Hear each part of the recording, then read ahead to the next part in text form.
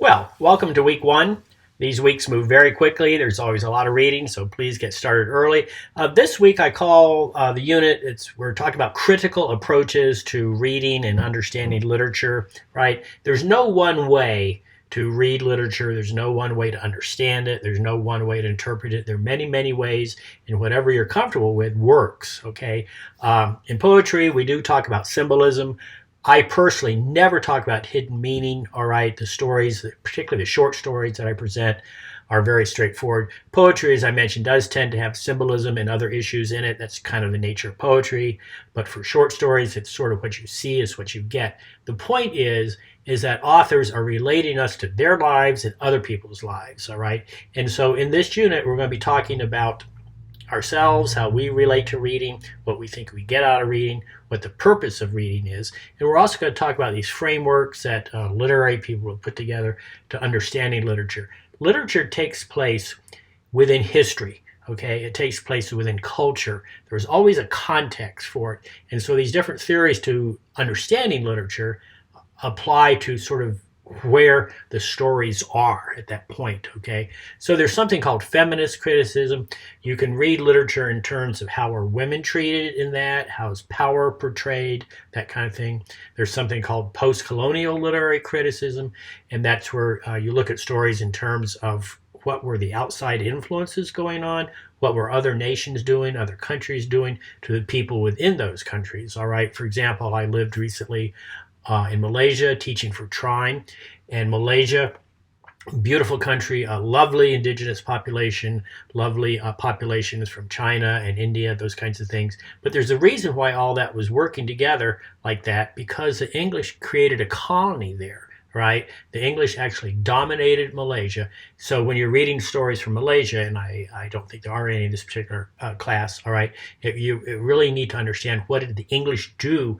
What were the outcomes of being dominated by another country, all right? And we're not trying to say this is good or bad. We're just trying to say this is what's going on in the literature, okay? You'll particularly be reading later on a story by George Orwell when he was living in Burma. And you kind of look at that in terms of what you learn here about post-colonial literature. Burma was also run by the English back in the 1800s, and it really kind of created some interesting environments, all right? There's also something called Marxist literary theory. Don't get confused, all right? Don't be alarmed. It's not about communism. It's about power and struggle and how who dominates what and who are the winners, who are the losers, all right? So that's Marxist literary theory. So that's the three kinds we go into, and there are videos about each one of them. Videos aren't very long, okay? I would like for you to look at all three videos. They're interesting. They're good videos, okay? They're not just dry lectures, all right? Then I have a video here about Introduction to Theater because I want you to read A Doll's House by Henry Ibsen. I bet many of you did read that in high school. This will be fun again. I think it's a great play, okay? So Introduction to Theater, Introduction to Henry Ibsen. Then how and why we read. How do we read? Why do we read? We're going to talk about this in a discussion soon in this unit, okay? Here's a little video on APA citing. That's what we do in this class. Your first essay needs to have in-text citations, APA-style in-text citations. Why read fiction? Okay, why do we do this? Well, we'll talk about that, all right? Then here's A Doll's House. It's 93 pages long, but don't be alarmed. It's a play. It's a drama, so the pages are actually quite short.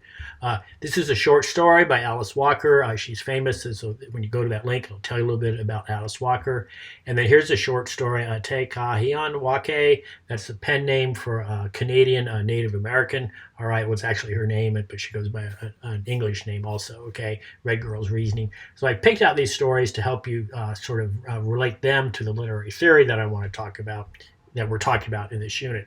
Okay, so discussions, all right, there's two discussions. Every discussion is due by midweek. Please look at your calendar for the exact due date, okay? And then you always have to have a response to that discussion by Sunday night, all right? So make sure the discussions have a lot of details and examples. I'm looking for critical thinking.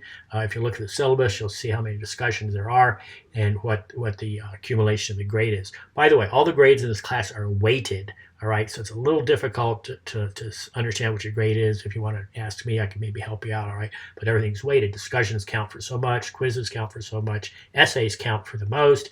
And then your final project counts for quite a bit. So there are two discussions. Please read the details. I don't want to go into them here because these videos get too long, okay? But I'm kind of probing your your thinking. I want to see what you're thinking about these issues that I raise here, and I'll enjoy reading those. And then at the end of the week, I'll grade them. I don't tend to make any comments on them, but I do look at them, okay, and grade them accordingly. Here's the rubric, okay. I'm looking for details, examples, and critical thinking.